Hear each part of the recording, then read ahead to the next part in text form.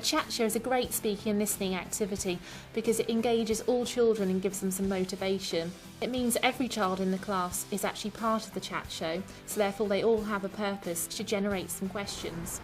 OK, Wolf, so we're going to come out into the playground and we're going to creep and look for Little Red Riding Hood, but remember to be very, very quiet. So before the chat show actually takes place, I ask the children to think about getting into the role of the wolf.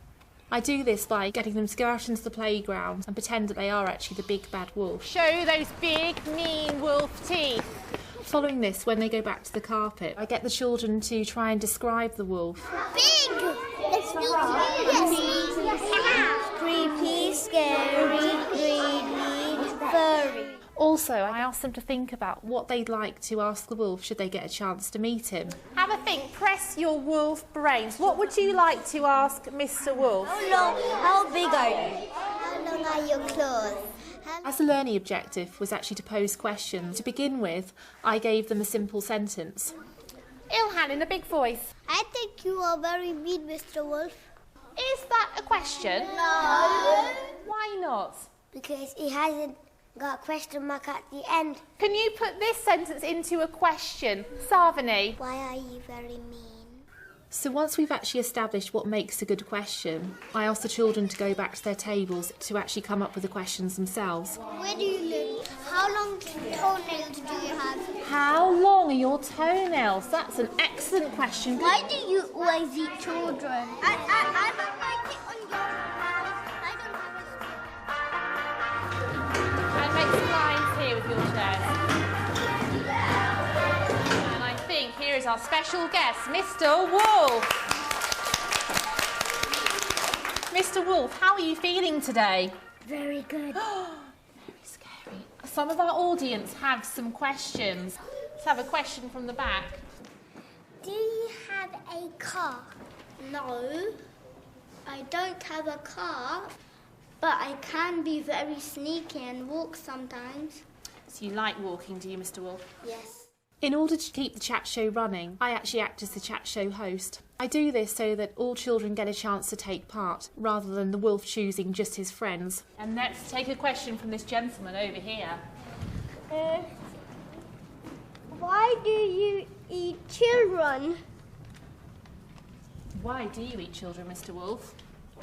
They are tasty. Would anyone like to say anything to Mr. Wolf, especially about him eating children and find them very tasty? So when I'm acting as a chat show host, sometimes it's necessary to prompt the audience because sometimes they may hear a response from the wolf and then want to ask another question. Why don't you eat normal food? Because no one lets me buy them because I'm such a criminal. Why are you such a criminal? I am angry and no one lets me eat them. So I'm actually extending the children's own speaking and listening because I'm getting them to think about the response so they're actually listening, and then from that they're generating some more questions. Mr. Wolf, have a look around. Who do you think looks tasty here? Using the camera in the lesson makes the chat show more realistic and exciting, but it's also a great way for the children to self-assess in tomorrow's lesson. And does he look very tasty? His eyeballs look like meat. The chat show idea could be used in all year groups and also with other texts. It's also a great way to get everyone in the class involved because everyone gets the chance to speak and also everyone gets the chance to listen to either their talk partner's responses, but more importantly to the responses of the wolf. Okay, so today we've been very lucky to have our very, very special, mean, evil guest on our chat show. So let's thank Mr. Wolf.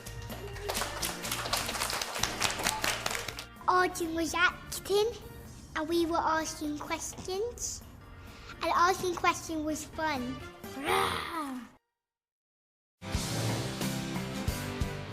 Connective cards is a great speaking and listening activity for the children to practice using their connectives as sentence openers. So, just to familiarise ourselves with where we got to yesterday. Now, we've been looking at the Prince, the Cook and the Cunning King. Can somebody tell me something that happens at the beginning of the story? Ellie knocks on the door and then the cook opens the door. Before beginning the Connectives Cards activity, it's a good idea to remind the children of the story that they're going to be talking about. Remember how Ellie might have been feeling when she was entering that kitchen for the first time? Afraid? Afraid, yeah. Why would she be afraid, Ellie? Because of how big the cook is. Yeah, because the cook's a big fellow, isn't he? So I want you to remember all of these words. But perhaps the most important thing that we need to include today are some of our connectives.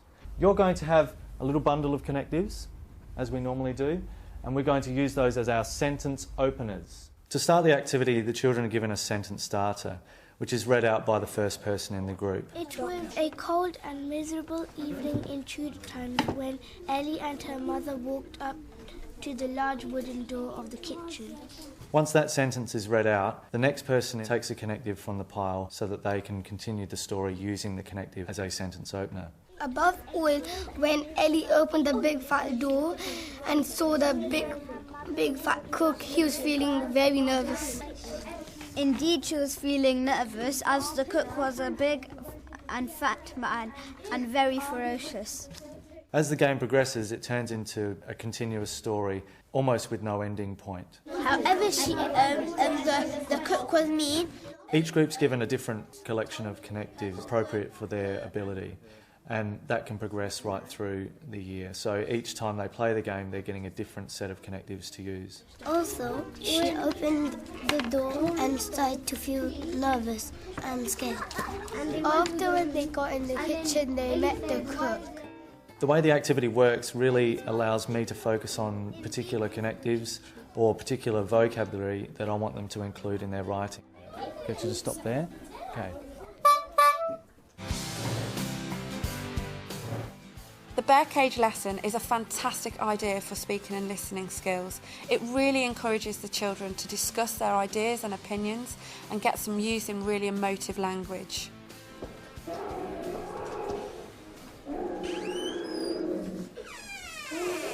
What I do is set my room up with the bear cage and make sure that the sound effects are working as well. What's happening in here? It really inspires them and gets them interested as to what the lesson is all about. It's exciting and they really are hooked in straight away. Okay, so Theo, if you could just come here for me. Right, Theo, you're going to need to back in for me, okay? So can you get down on all fours for me? Thank you. You turn round for me. Okay, Theo, I'm just going to put a couple of bars in, okay? How's it feeling, Theo? Trapped?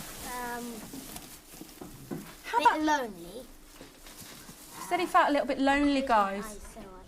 One of the really important things I think about teaching children is making it real and making them believe you.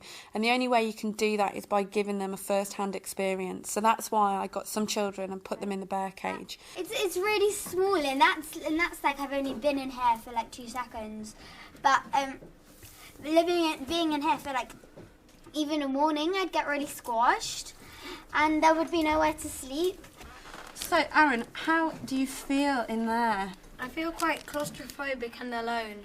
Claustrophobic and alone, that's a brilliant word to use. Anything else? Unhappy. Brilliant. Because everyone can move about and go in open space, but I'm just stuck in here.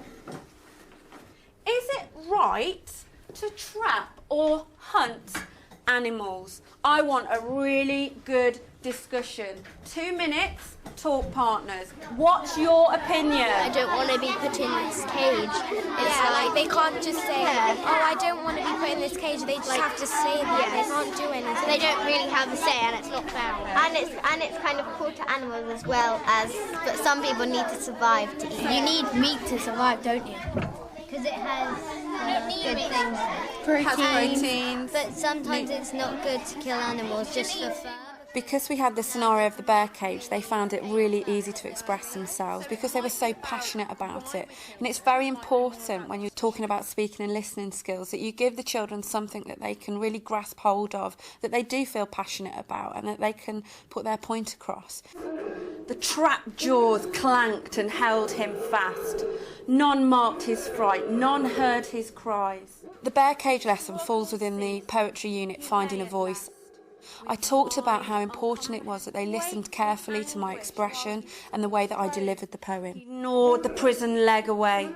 Then day came rosy from the east. I did tell them prior to reading the poem that they might start to feel certain feelings, they might start to stir up emotions, and they may have some ideas of some words that they would like to use. And through the gloom, the night came one, who set the timid spirit free.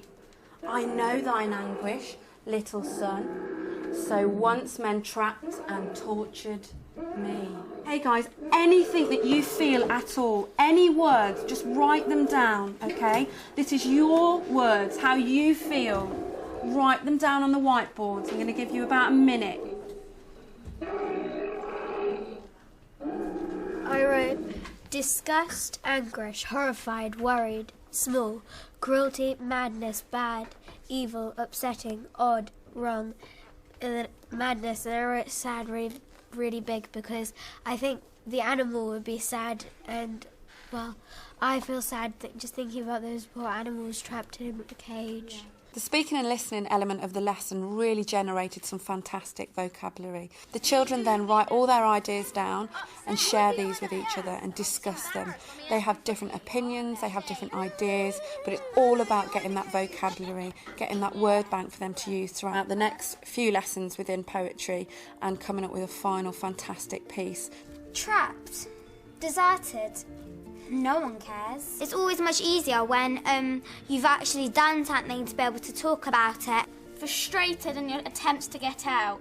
They bring you to dance. I'd probably end up going crazy. Infuriated. Why is this happening? Frightened. They ever let me go? Using the speaking and listening ball in a group situation can really up-level their speaking and listening skills throughout the class because it introduces a random element. Okay, we're going to be playing the copycat game and we're going to be using our speaking and listening ball here. You're only speaking when you have the speaking and listening ball, and when you haven't got the ball you need to be concentrating and listening and perhaps thinking about what you could add to the sentence of the person before. The ball rolled.